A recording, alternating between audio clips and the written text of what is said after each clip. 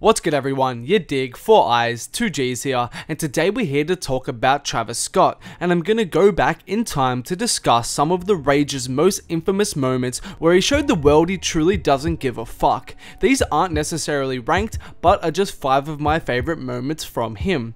And let's first kick it off with a well-known clip to any LaFlame fan. You tried to take my shoe? You wanna be a thief? Fuck him up! Fuck him up! Fuck him up! After stage diving into the open air 2015 crowd, as he tends to do, Travis Scott had a Yeezy stolen off his foot by a person in the crowd. Enraged by this act, Travis spazzed on the fan, calling him a bitch, spitting on him, throwing the mic at him, and chanting and egging on the crowd to quote, fuck him up, a classic Travis Scott moment. And before we move on to the second one, if you haven't, please make sure to hit that like button, subscribe to my channel if you aren't, turn on those notifications so you don't miss a video, and follow your boy on all social medias for more. Also, I've just dropped a brand new piece of merch. It's a whole lot of red inspired Playboy Cardi piece designed by Wake Up Zuzi. The design is heat and I'm super excited to finally release it. You guys can see it on your screen now, and if you're interested in getting one, the link is in the description. But getting back to it, moving on, and this one occurred at Lollapalooza 2015. Travis Scott was actually arrested for these actions. Not satisfied with the barricades that were stopping fans from getting up close and personal with the performance, Travis Scott encouraged fans to jump over them and overwhelm the security.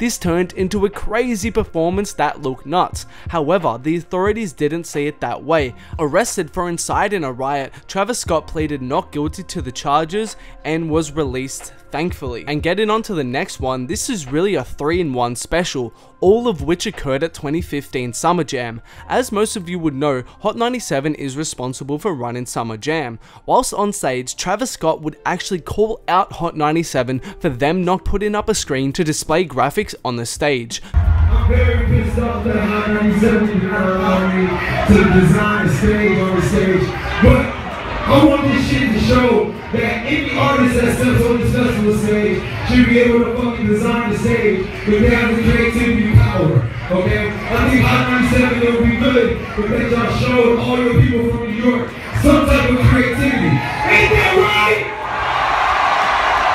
Travis Scott is well known for his stellar visuals at his shows, and from his perspective, this took away from the show.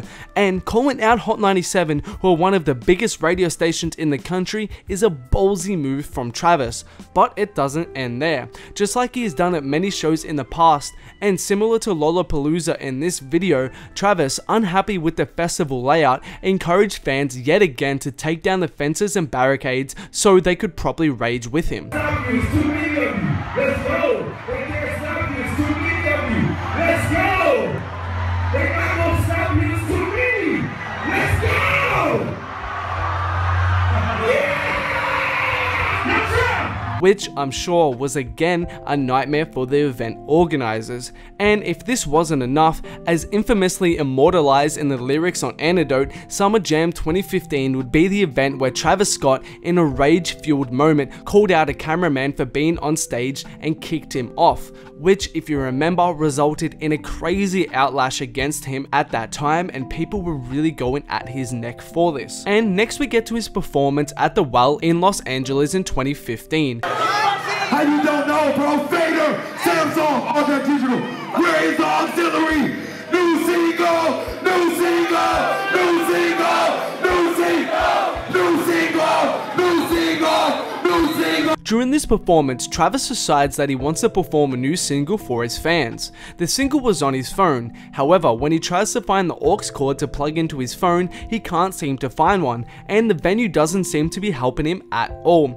Frustrated that he can't play the new single, he goes into a rage, calling out the Fader, Samsung, and All Def Digital, who actually put money into his pocket to perform at the event, and essentially stopping his performance until he gets his way, inciting the fans to go into a chant. can. The passion and desire to perform his new music for fans here is palpable. And look into the next moment, this was a pretty wild one. So as fans of Travis would remember, early on in 2016 we started to get snippets of Pick Up the Phone, and the hype for this track was insane. And as the wait for the song and the new album grew, fans became restless. Then it seemed that we were finally going to get something. On May 30th, Travis Scott would rattle off a couple tweets inside in anticipation from fans for new music. Then behind the scenes, something with the labels must have went awry.